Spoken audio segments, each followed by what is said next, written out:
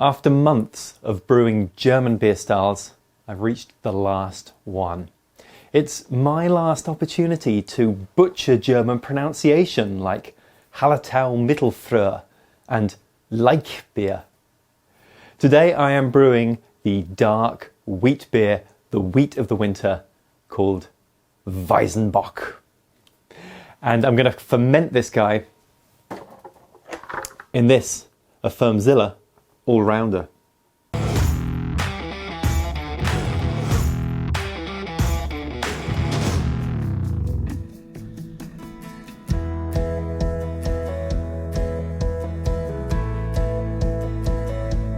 Right, let's take a look at ingredients for this beer.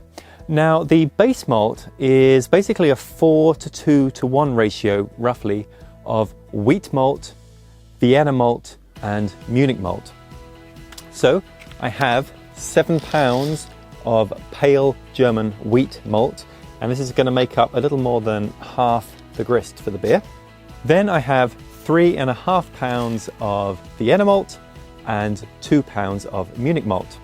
Then we have a few specialty malts that we're going to add in as well, so we can really get that malty backbone that we're looking for, and also to get the colour a little darker. So what I have is 8 ounces of Caramunich I and 4 ounces each of Melanoidin malt and Chocolate Malt. And because half of this beer is a wheat malt, then I am going to be using some rice husks. I have 8 ounces of rice husks as well. Altogether, this is a pretty big beer at about 1068.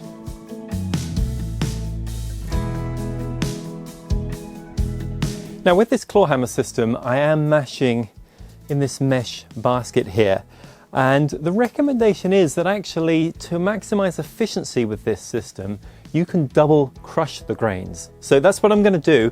I've already run the grains through my mill and crushed them once. Now I'm going to move this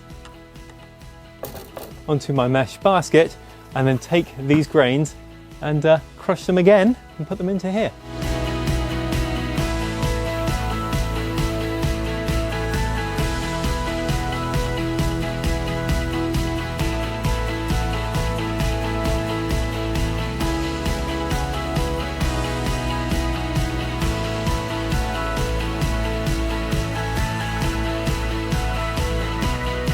Now while this is mashing, let's talk about the fermenter. Now what I've got here is a Fermzilla All-Rounder.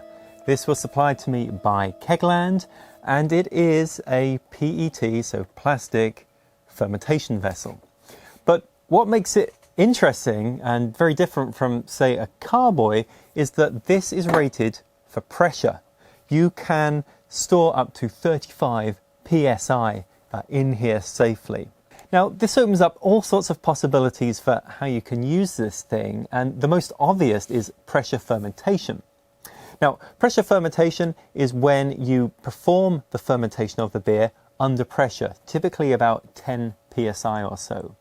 And the advantage of that is that the fermentation happens much quicker, and it also gives a cleaner beer.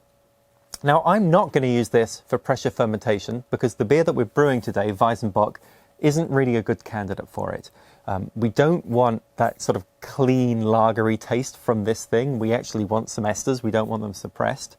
And second reason you might do pressure fermentation is if you're trying to maintain hop aromas. This isn't a very hoppy beer, so it doesn't really make sense to pressure ferment it. However, I am going to take advantage of the pressure capabilities of this fermenter in a different way.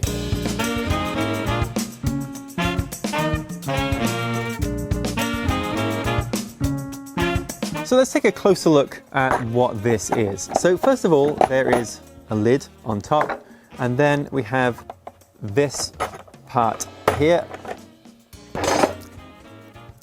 This is a liquid tube with a little float ball on the end of it. And what this does is it floats on top of the level of the beer, and it means that as you're drawing beer up through this liquid post that you're always taking the beer that's at the top of the fermenter.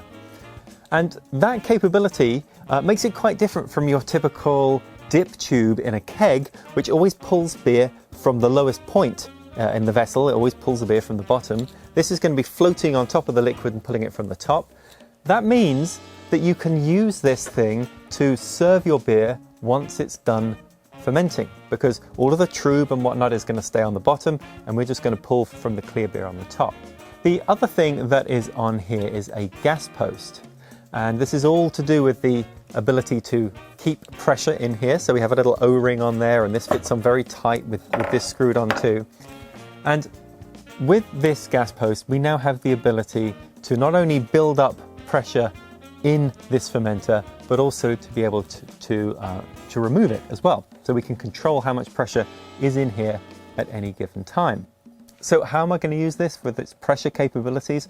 Well, I'm going to use it for an entirely closed transfer from fermenter to keg.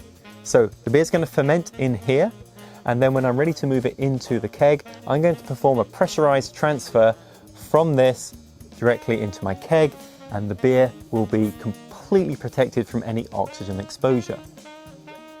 How am I going to do it? Well, I'm going to take advantage of another piece of kit as well. This was also provided by Kegland, and it is a spunding valve. Spunding valve. I love that name. So what this does is it regulates the amount of pressure that is in a vessel. So if I hook this up to my gas post, what I can do is I can regulate how much pressure is going to be in this fermenter at a maximum. And then should the pressure build any higher than that, then the spunding valve will vent out that gas on this end here. So what I'm going to do is I'm going to use my spunding valve initially as, well, like an airlock. I'm going to set this to a PSI of about 1 or 2, and if the pressure gets any more than that, and it will build as the beer ferments, then the spunding valve is going to let that pressure out. I'll then use the spunding valve again when it comes to the transfer into the keg, and I'll show you that when I get there. But yeah, all I really need to do is just clean this thing out with some sanitizer, with some Star San, just check that I'm fine holding some pressure, that I've tightened everything up correctly, and yeah, then it's ready to start receiving some beer. Call me Abraham, if you don't mind. Now there are 13.5 pounds of grain in this kettle, which I now need to remove. As I'm brewing by myself, don't really feel like doing it myself, and I actually have a tool that will help me. I've done things you can't forgive. I turned from your grace when you tried to give me sight. Damn, that was cool. Now, as with the other wheat beers I've done, it is just bittering hops in this, no aroma or flavor hops.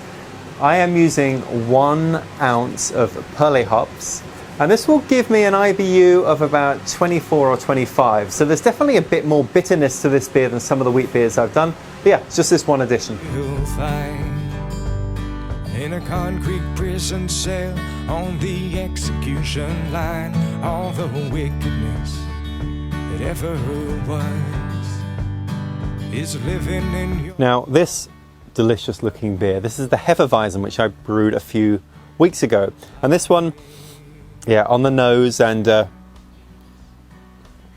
yeah, also on the taste, you've really got those esters coming through from the Hefeweizen yeast, so clovey, a little bit banana-y. It really is pretty delicious. But the Weizenbock is going to be a little bit different to this. We'd expect to get much more of a bready malt characteristic and even a little bit of dark fruit. So I filled this with Star San to sanitize it, and just gave it a shake. And then I put 10 psi of pressure in here, turned everything upside down to make sure there were no leaks, and it's been sat here with a bit of pressure for about an hour now. So yeah, that's still got some pressure in it, so that seems to be holding pretty strong. The other piece of this puzzle is the spunding valve. I want this to be set to about sort of 2 or 3 psi, and anything more than that, it's going to release the gas. So it's kind of like my virtual airlock. And the way I've done that is I filled this with 10 psi of gas, and then I just opened this up until it got down to about 3 psi and then closed it here. So now it's holding steady at about 2 or 3 psi. So I now know that if this is connected to my fermenter will not build up more than 2 or 3 psi of pressure. From your grace when you tried to give me sight. Now, in case there's any doubt that this thing's still under pressure, yeah. May I pass through the night with an untroubled mind. The yeast I'm going to add to this beer is WLP 300 Hefeweizen yeast, which I'm just going to pitch in now.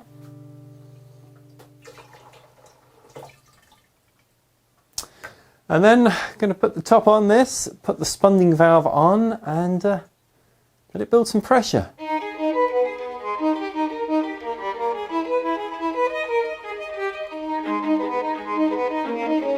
Now it's a couple of weeks later. The fermentation on this guy went really well. The spunding valve used as an airlock seemed to work quite well. I needed to dial it in a little bit to make sure there was not more than a couple of psi of pressure, but yeah, that worked nicely. So the beer has finished fermenting. It's come down to 10-13, 6% beer.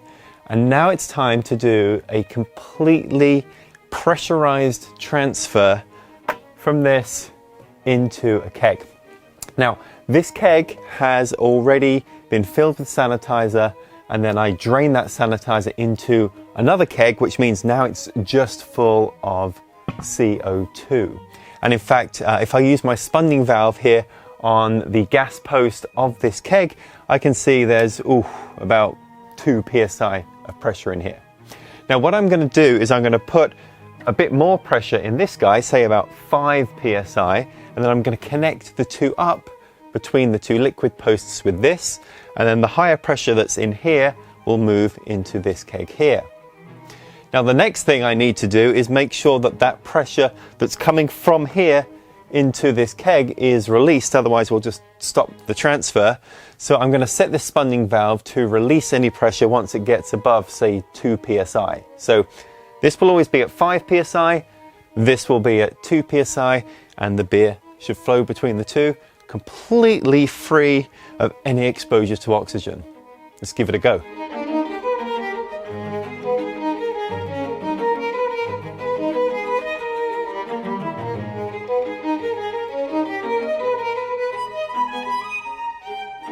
And that'll do it. So I've now got a keg full of my beer. I actually could have carbonated the beer in the fermenter, but I decided just to use my usual process, and I'll force carbonate it in this keg here.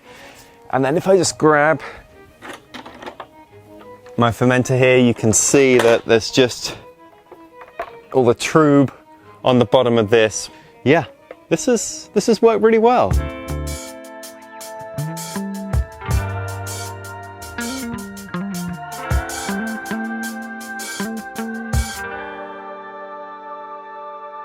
Hi and welcome to the Homebrew Challenge. Very welcoming. So today then we're going to try this beer. Now, Lauren, let me ask you 2 questions. First of all, how do you feel about darker coloured beers? I don't like them. Okay. How do you feel about wheat beers? I kind of like them. Yeah, so this is going to be an interesting mix of beer styles here, because this is a wheat beer. Okay. Like the Hefeweizen that we brewed, but it is a little bit darker, more of a Doppelbock characteristic. Okay. So, if we take a look at the colour, first of all, this beer, we sort of went in the middle of the style guidelines for colour. It's not like black by any means, but it's pretty dark, right? Yeah. Brown ale colour, I would say. I'd say that. Something along those lines. What you might expect to get are some sort of summer fruity esters, clove, maybe even vanilla, banana. But because this is a darker beer, there's the possibility of dark fruits as well, so plum or raisin or getting anything like that? Yeah, I could see there's like little fruity hints to it, for sure. All right, let's give it a try. Okay. So, wheat or dark? Both. I'm confused. Yeah, both. So, much like the aroma, this can have dark fruit flavours to it. I don't think it has that, would you say? Typically that sort of dark fruit comes with a bit of age and actually just a little bit of oxygen introduced into things over time. So I think how this got aged a bit, maybe we would pick some of that up, but right now... No, I don't taste that, because I would feel like if it had aged with the dark fruit, it would taste a little bit more tart. Yes. Which I don't taste any tartness. Yeah. Okay, so the other thing about this beer that's notable is this is the last German beer that I'm making on the Homebrew Challenge after doing German beer styles for months. So... IPA's next. No. No. IPAs are coming, but they're not next. So, in honour of all of the wonderful beer styles of Germany, and we've sampled them all, let's raise our glass and have a Prost. Prost. Prost.